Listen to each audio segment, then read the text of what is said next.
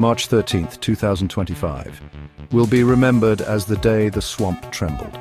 Director of National Intelligence Tulsi Gabbard dropped a bombshell, revoking the security clearances of 51 former government officials. This unprecedented purge sent shockwaves through the corridors of power in Washington D.C. For years, these individuals operated with impunity, shielded by their access to classified information.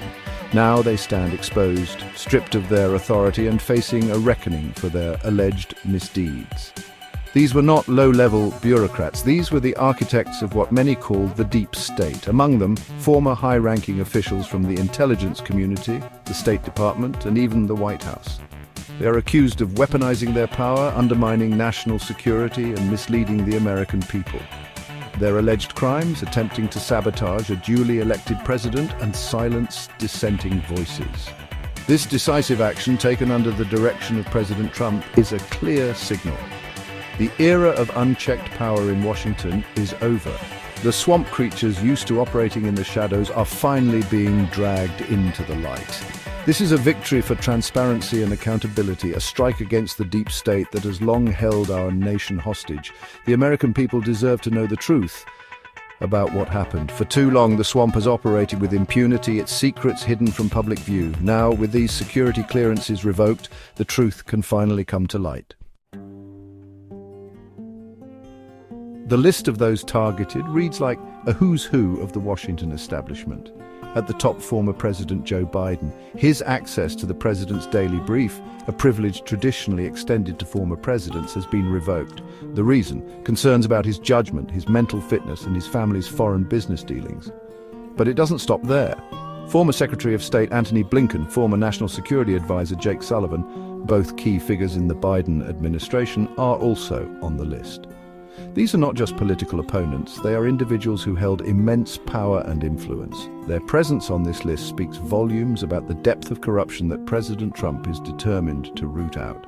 Former CIA Director John Brennan, a vocal critic of President Trump, is another casualty. Brennan, along with former DNI James Clapper, has been a constant presence on cable news, peddling what many believe to be false narratives about the Trump administration. Their removal from the intelligence loop is long overdue. The message is clear: no one is above scrutiny. These revocations are not about politics, they are about protecting America from those who would seek to harm her.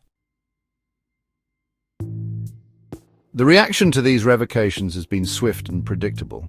The mainstream media, predictably, is in meltdown mode, crying foul and accusing President Trump of abusing his power. They claim this is nothing more than a political vendetta, an attempt to silence his critics and consolidate his power. But the American people aren't buying it. They see this for what it is: a long overdue house cleaning. President Trump, from the day he announced his candidacy, vowed to drain the swamp. Now he is delivering on that promise. These individuals are accused of serious wrongdoing, including misleading the public, obstructing justice, and putting our national security at risk. They deserve due process, of course, but their alleged actions cannot be ignored. This is not about revenge, it's about accountability. President Trump is sending a message. If you betray the public trust, there will be consequences. This is about restoring integrity to our government and ensuring that those who hold positions of power are worthy of that trust. The swamp, as expected, is fighting back. Lawsuits are being filed, alleging everything from First Amendment violations to abuse of power. The mainstream media, acting as the swamp's propaganda arm, is working overtime to discredit President Trump and paint him as a dictator. But these efforts are doomed to fail. The American people are waking up to the reality of the deep state and its insidious influence. They understand that the swamp will not go down without a fight, that it will use every weapon at its disposal to maintain its grip on power. This is a battle for the soul of our nation. Will we succumb to the corrupt forces that have held us captive for so long?